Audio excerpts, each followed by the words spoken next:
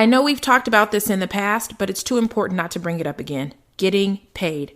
As women and business owners, getting paid is one of the biggest challenges we face. You deliver the work you've been asked for, so why is getting paid so tough? For me, it starts with invoicing, and having the right tools can be a game changer.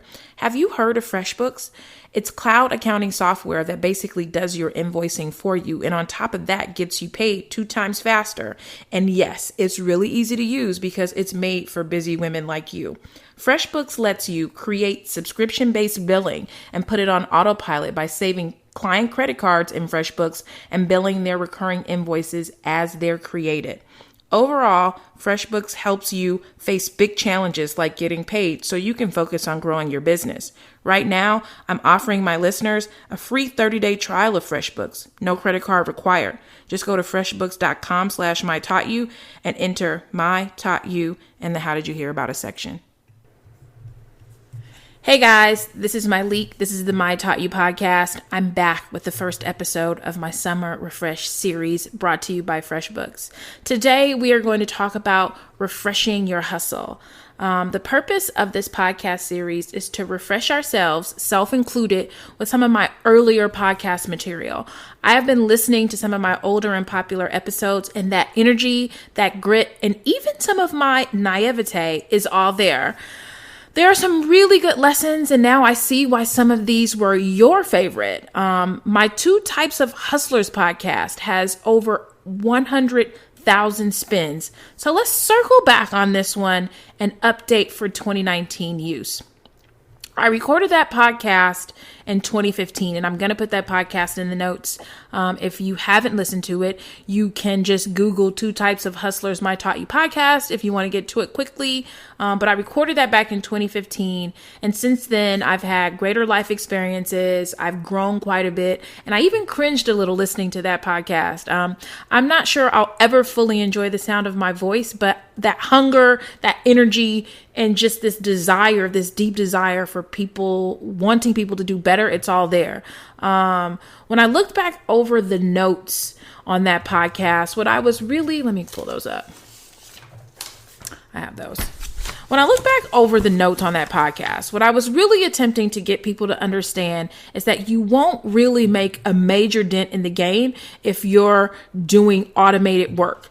As technology continues to improve, we're living in a world that doesn't need as many people to do things, and this will absolutely continue. What do I want you to do this summer?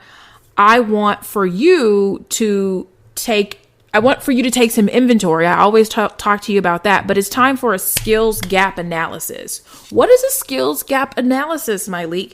A skills gap is the difference between skills that employers want or need and skills that the workforce has to offer. Conducting a skills gap analysis helps you identify skills that you need to meet your professional goals.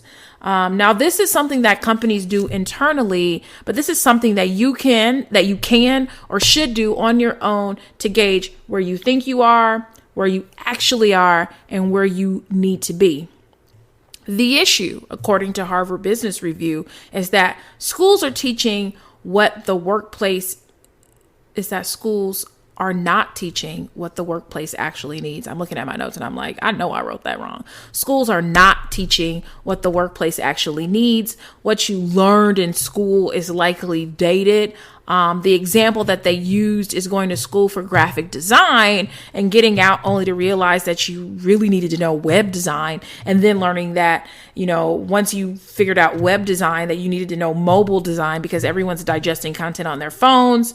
Everything is changing so fast, and you don't have much of a choice but to keep up with the latest and greatest in your field. And this summer is the time to do a skills refresh. What do I think you can do this summer? I want you to try to figure out a way to assess yourself this summer. Honestly and truly assess yourself. Maybe you do it by searching for a ton of job descriptions across your field or industry. Look up job openings for what you do. And then even look for jobs 1 or 2 places above what you do, and see what the descriptions and requirements are. And maybe look at those and see what type of skills maybe that you don't have. And I mean, it could be something as simple as Excel, right? I don't know. I haven't looked for a job in quite a while, but instead of faking it through things and taking courses and reading books and listening to things that are teaching you how to basically BS the game, let's make this a summer of no longer BSing, right? We're going to stop playing games. We're going to stop faking it until we make it. And if you need to take an Excel refresher course, take one. If you need to take a Word refresher course, take one. You can, believe it or not, I think, is it at the Apple store? You can even take a cell phone course. So if you are Little Miss iPhone content manager, this, that, or the third, no one should know how to use their phone better than you. And you can take these courses at the Apple store. I mean, there's just so many things that you can do. So, I want you to look at things in your area, jobs in your profession, and look, a pace, 1 or 2 paces up, because something else that concerns me about where we are right now is that we're in a heavy sort of you need to know your worth and you need to ask for more. And I don't disagree that we should be asking for more, but I do feel like we need to be, we need to actually know what the hell we're doing. People are really out here asking for more, and what they're doing is they're just testing themselves to see if they can do it, because there's just a discomfort around that, versus really knowing that you have more to offer because you've consistently operated outside of your comfort zone. You've consistently done more than what is asked of you. You've consistently volunteered in different departments, and therefore you really know a lot. Therefore, you should be paid more. And I don't want to get into this thing of just I feel like I should be paid more because I just been here longer.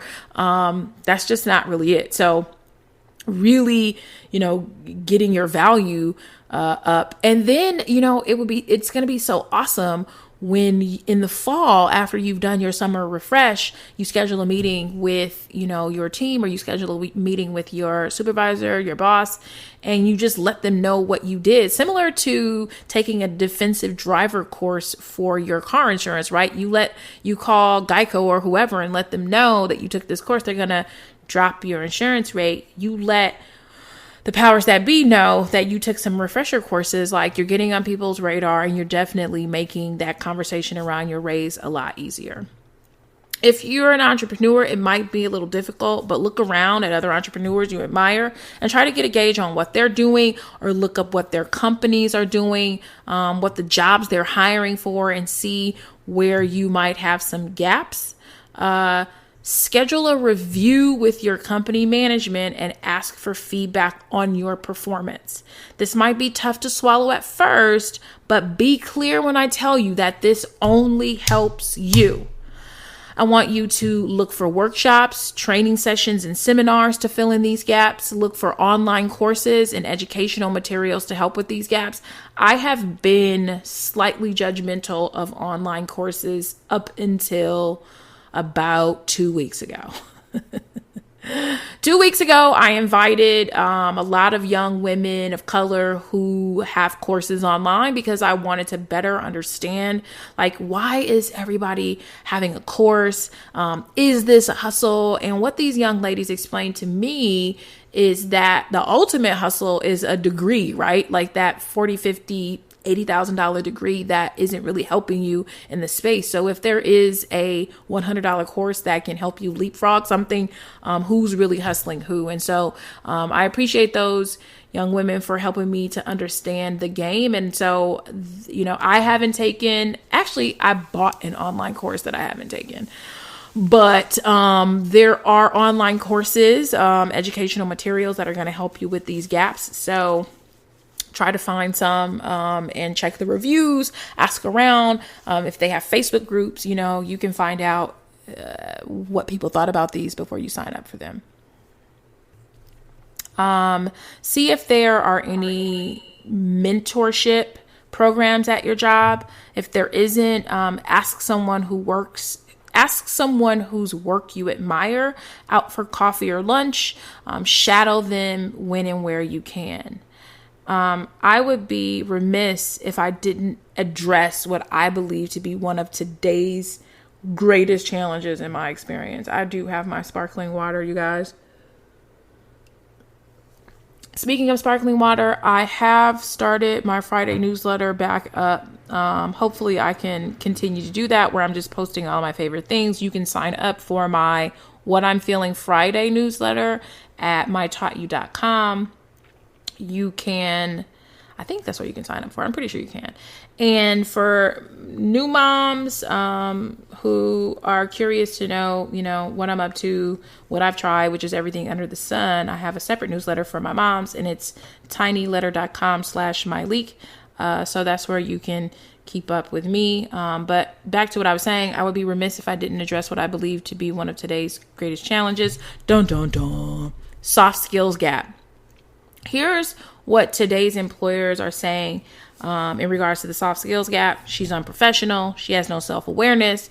She doesn't hold herself accountable. She needs an attitude adjustment. She has terrible work habits. She lacks people skills. She doesn't know how to communicate. She lacks critical thinking skills. She doesn't respect or view anyone as an authority. I did not say these things. This is just what I read, actually, that employers are saying about the soft skills gap. So there is a gap between what's expected of you and how you're showing up. I also want to say that a lot of this isn't your fault. So I'm going to go ahead and give you a soft skills gap hug. But if it's holding you back, it is your job to fix it.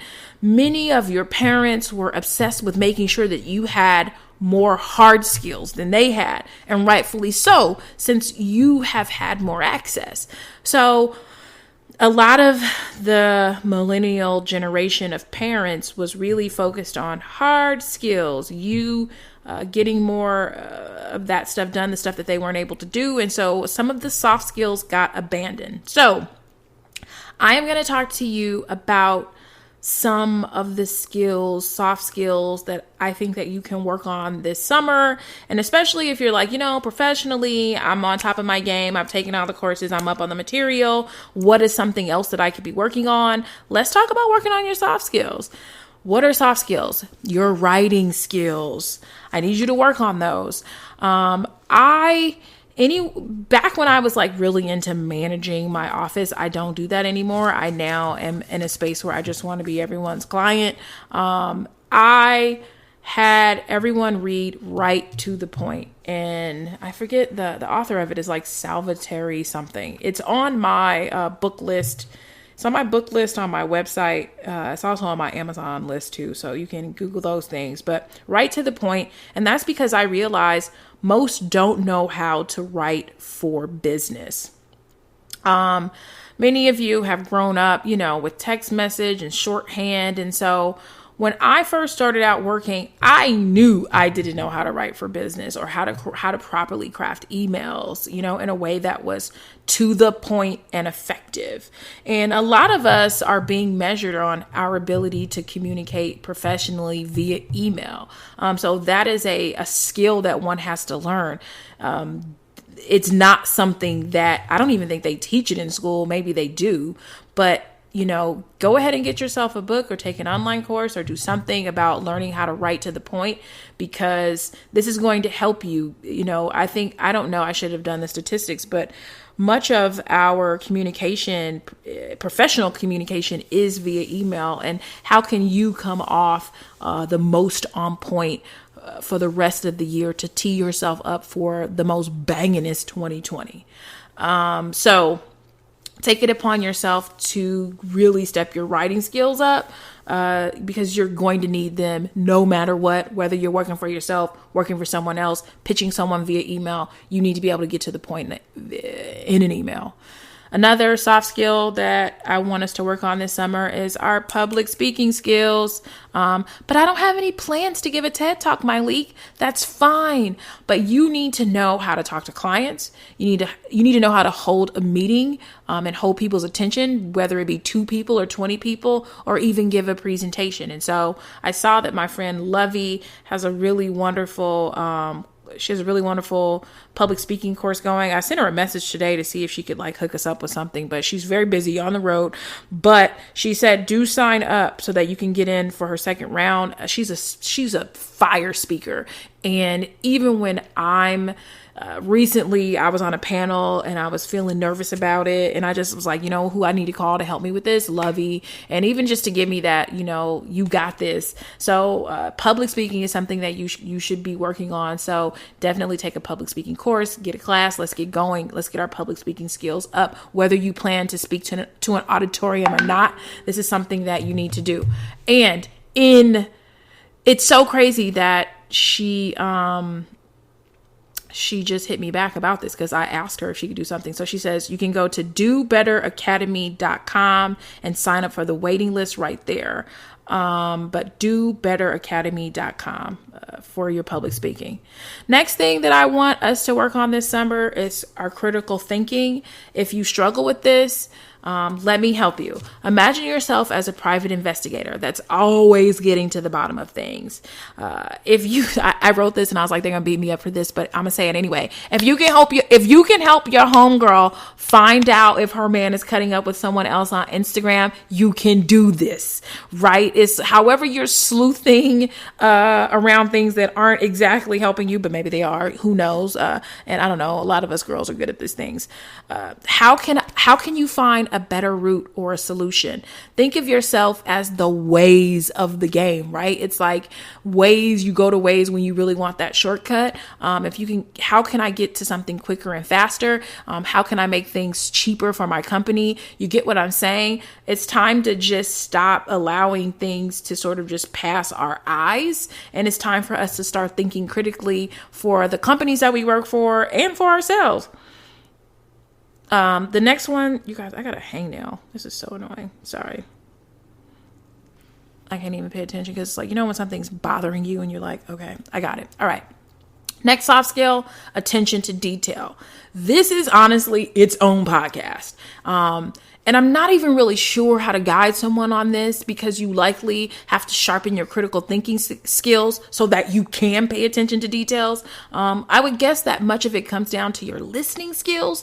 If you're doing everything based on what you think you know is right, then you can't really see how to do things better. And you can't really sort of like drill down those details. What I'll do is I've put a place marker in this. So maybe this is some digging that you can do on your own.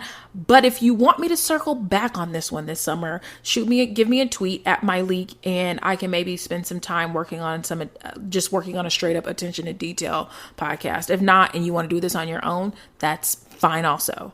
Another soft skill that we should work on is our communication skills. I've seen this one a ton.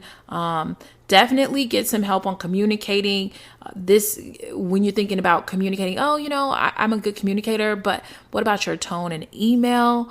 And what about your body language? You know, how are you communicating with your body language? This is something that we can really work on this summer. How are you showing up in rooms?